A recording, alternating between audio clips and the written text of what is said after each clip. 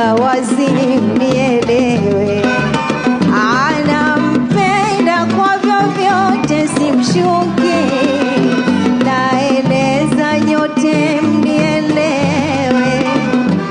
hamuwezi kutubadili kauli, tutadumu wala hatutoachana, na hamuwezi kutubadili kauli, tutadumu